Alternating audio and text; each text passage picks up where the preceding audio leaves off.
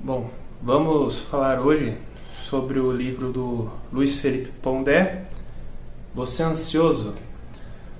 Bom, a ansiedade ela é um fenômeno natural que nos impulsiona a realizar certos tipos de coisa, principalmente na finalização de projetos, para que a gente conclua o trabalho. Então, por exemplo, em uma entrevista de emprego ou prova, isso costuma gerar ansiedade porque você precisa de um impulsionamento a mais para você poder estudar, se preparar melhor para realizar esses testes, digamos assim, né? E a ansiedade, para concluir, para fazer esses tipos de coisa, ela é muito boa e ela é necessária. Ela só se torna algo patológico quando se torna algo rotineiro e acaba afetando sua vida pessoal e profissional.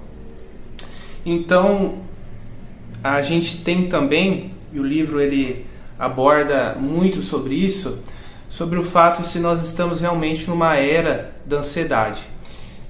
A princípio, não existe uma ferramenta para uma régua que a gente possa medir para dizer se essa época era mais ansiosa que as outras e tudo mais. Porém, a gente tem como ter uma noção de que antigamente as pessoas morriam mais por coisas muito poucas, coisas pequenas. As guerras eram muito mais violentas, né? E até as doenças, ao meu ver, eram piores também. A gente teve aí o grande fechamento do vírus que se alastrou aí pelo mundo todo. E isso também deixou nós ansiosos devido ao fato de que ficamos um pouco mais frios, talvez, porque entes queridos, parentes muito próximos morreram, e isso acabou criando um calejamento em nós.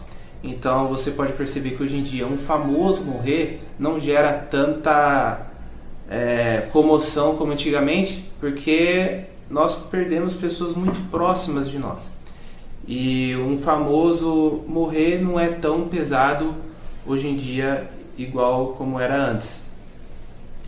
Porém, não tem como você falar que nós passamos por um período pior do que a peste negra, por exemplo. A peste negra foi um desastre total. Então, a gente não tem como falar que nós estamos numa era da ansiedade, porque existiam muitas eras que tiveram condições de vida piores que a nossa. E nem por isso foram ditas como eras de ansiedade. Por exemplo, um judeu na época do Bigodinho, do pintor austríaco, essa pessoa ela respirava medo e ansiedade a todo momento, porque era uma perseguição constante. Lá no início, como se começou a criar o cristianismo, existiram também uma vertente de pensamento, uma heresia chamada gnosticismo, onde se dizia que Deus era mau. E ao meu ver, a pior coisa que você falar que Deus não existe é você acreditar que Ele existe e que Ele seja mau, e que toda essa maldade no mundo seja feita de uma forma sistemática por um ser supremo a fim de destruir, né? Que no cristianismo convencional nós temos um Deus que é bom e nós temos um demônio que é o mal, e quando esse demônio vem nos afligir, nossa alma, nossa integridade, nós temos Deus para um lugar de refúgio que nós possamos nos socorrer. Já no gnosticismo não tem isso, porque o Deus é o próprio mal. Então, um gnosticista, uma pessoa que acredita no gnosticismo, ela também deve respirar medo e ansiedade a todo momento, porque deve ser muito frustrante e ansioso você acreditar que existe um Deus e Ele quer te matar a todo custo. Então nós temos essas outras medidas para entender que a ansiedade não é uma coisa de agora, porém existe um pequeno detalhe que acho que ninguém leva em consideração, e o livro ele abordou de forma muito boa também. A ansiedade do passado era pautada nos sentidos sobre o medo da morte, sobre o sentido de você morrer e não ter uma honra, né? As famílias tinham essa questão de honra, de você ter que morrer por algo maior e tudo mais, pelo medo, ansiedade causada pelo medo da doença, que também entra na da morte. Só que a ansiedade de hoje, ela é da inconstância no trabalho, de você saber se você vai continuar no seu trabalho ou não. Porque antigamente, não muito tempo, na época dos boomers, por exemplo, você ficava até... você via gente que tinha o primeiro trabalho numa empresa e terminava a sua vida trabalhando na mesma empresa. Pessoas que aí com 20, 30, 40 anos de trabalho na mesma empresa. E hoje em dia isso é quase inexistente, porque as coisas mudam muito rápido, as coisas elas se adaptam muito rápido devido à inteligência artificial, problemas econômicos e tudo mais. Isso gera ansiedade. Então a nossa sociedade hoje ela está não mais na morte, não mais na perda até de um parente, digo eu, mas sim nossa ansiedade está em uma planilha de Excel, em um currículo.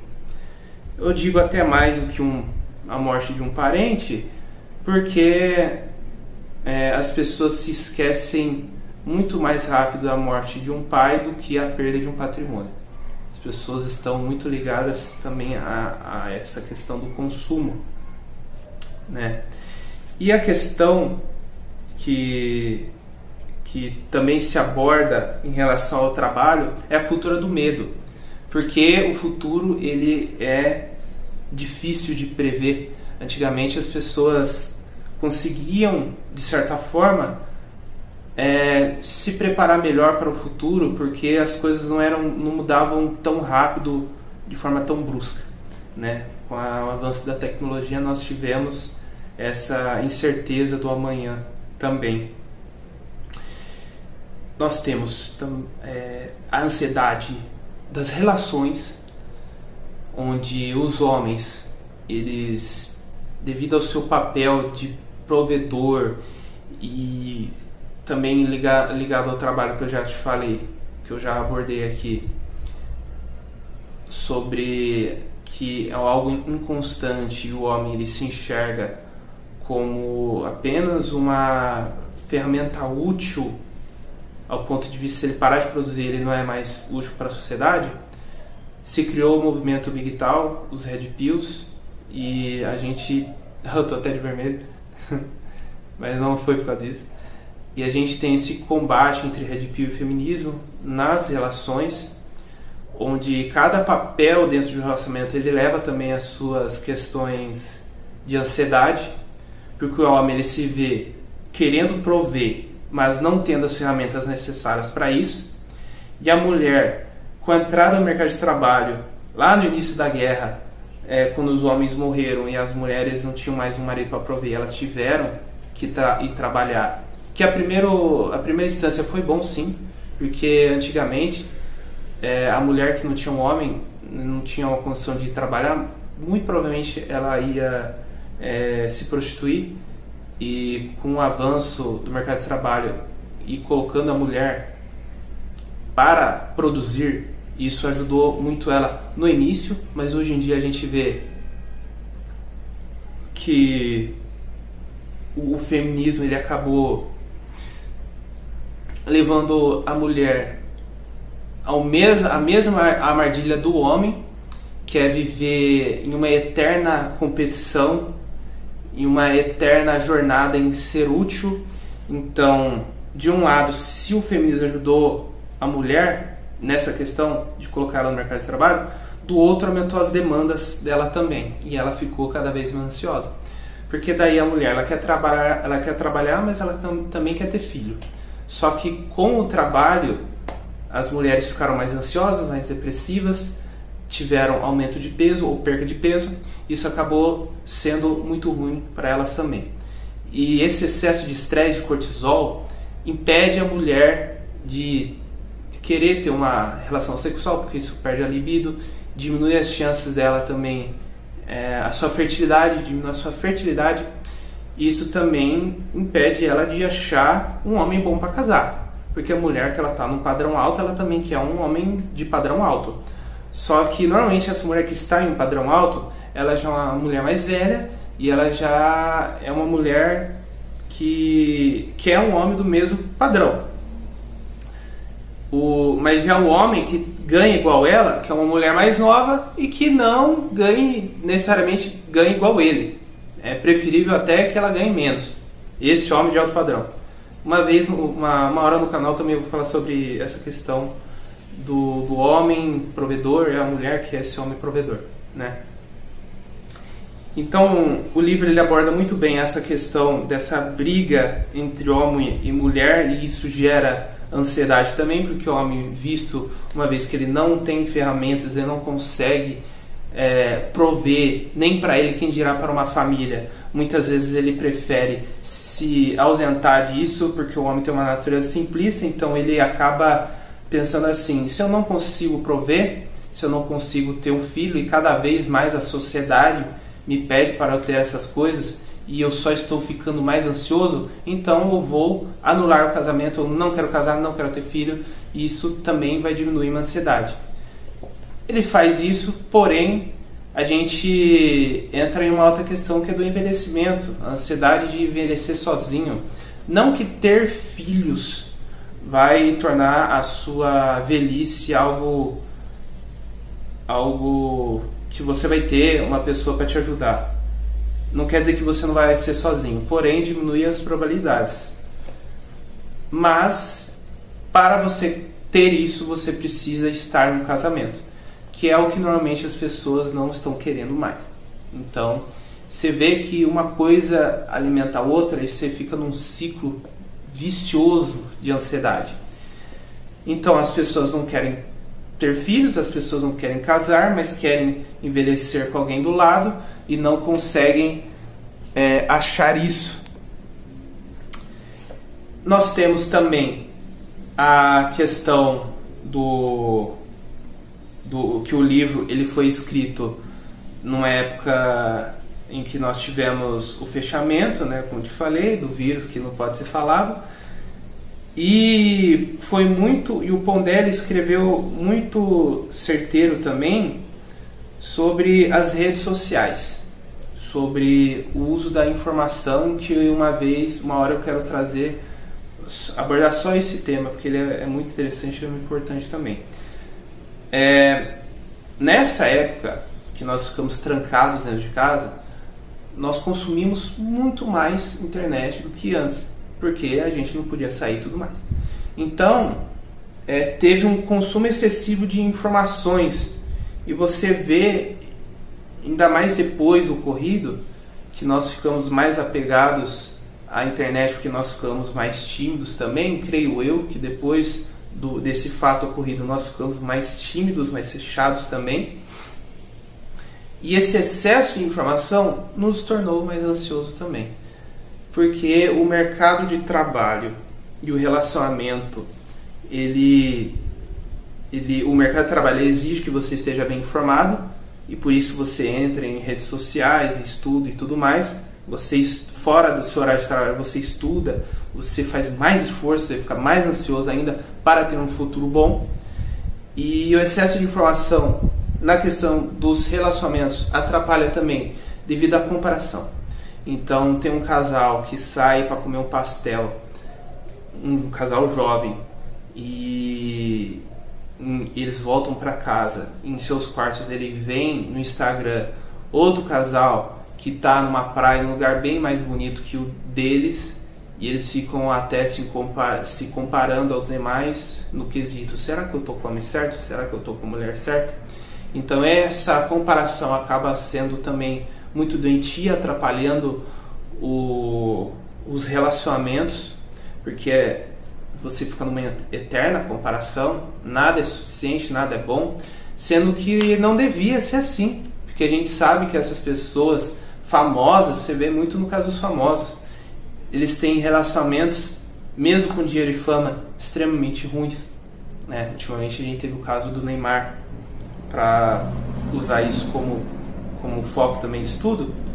Não é certeza que esse casal que você esteja vendo na rede social esteja feliz, porque normalmente os casais mais famosos que expõem a sua intimidade a todo custo aos holofotes também têm muitos fracassos, e eles escondem porque a internet é um baile de máscaras, né? Você não vai mostrar o seu lado ruim, porque isso não gera ROI, isso não gera dinheiro, não gera seguidor.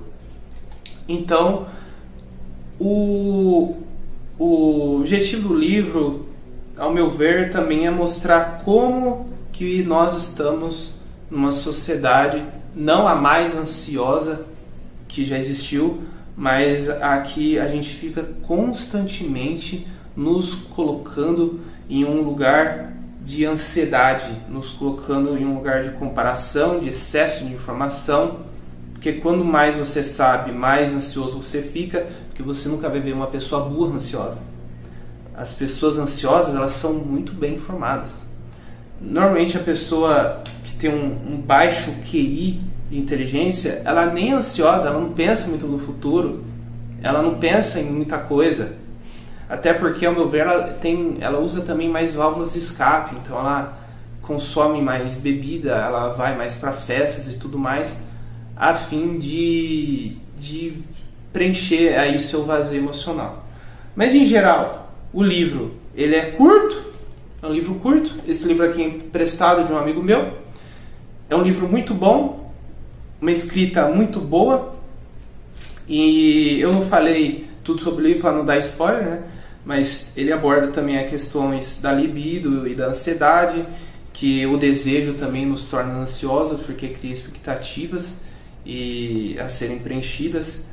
Fala muito bem da questão também do trabalho, como já te falei, da forma mais profunda, da religião e tudo mais.